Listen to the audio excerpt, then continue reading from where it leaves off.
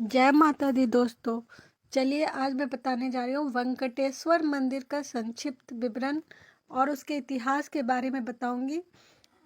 तिरुपति वेंकटेश्वर मंदिर भारतीय राज्य के आंध्र प्रदेश के चित्तूर जिले में स्थित एक प्रसिद्ध हिंदू मंदिर है। भगवान वेंकटेश्वर को बालाजी, श्रीनिवास और गोविंदा के नाम से भी जाना जाता है।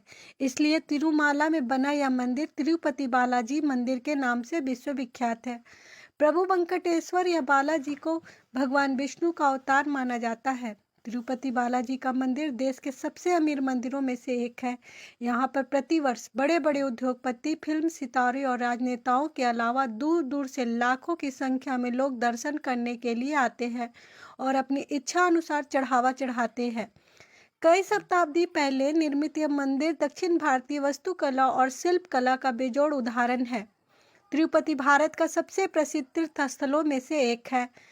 इस मंदिर का निर्माण कब हुआ इसके मूल तथ्य उपलब्ध नहीं है, लेकिन इतिहासकारों द्वारा माना जाता है कि इस मंदिर का इतिहास का उल्लेख 9वीं शताब्दी में मिलता है, जब कांचीपुरम का पल्लव वंश शासकों ने इस स्थान पर अपना आधिपत्य स्थापित किया। 15वीं शताब्दी में तिरुपति बालाजी मंदिर को प्रसिद्ध मिलना आरंभ हुआ।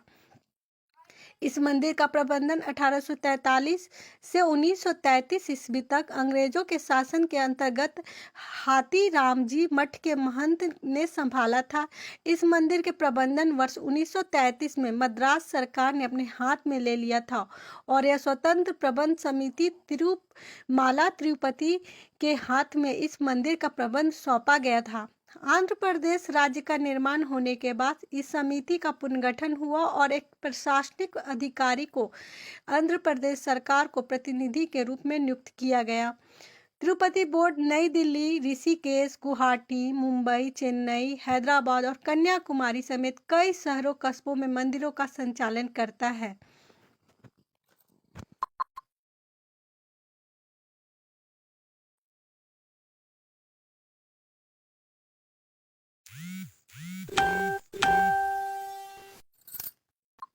भगवान श्री वेंकटेश्वर अपनी पत्नी पदावती के साथ तिरुमला में निवास करते हैं। मान्यता है जो भी भक्त सच्चे मन से भगवान वेंकटेश्वर के सामने प्रार्थना करते हैं उनकी सभी मुरादें पूरी हो जाती है।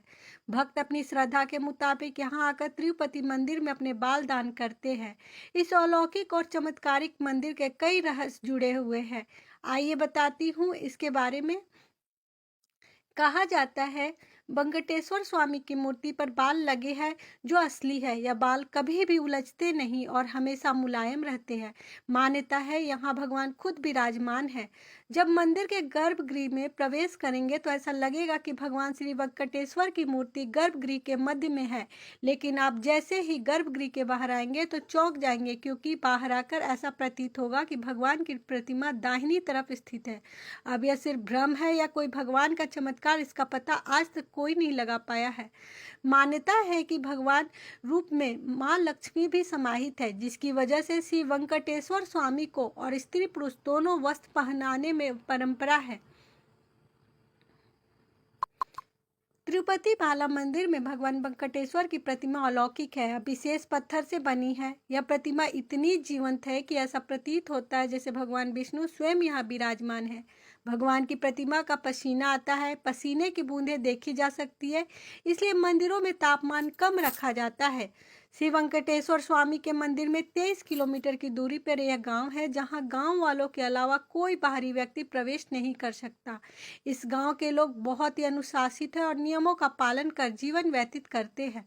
मंदिर में चढ़ाया जाने वाला पदार्थ जैसे कि फूल, फल, दही, घी, दूध, मक्खन आदि इसी गांव से आते हैं।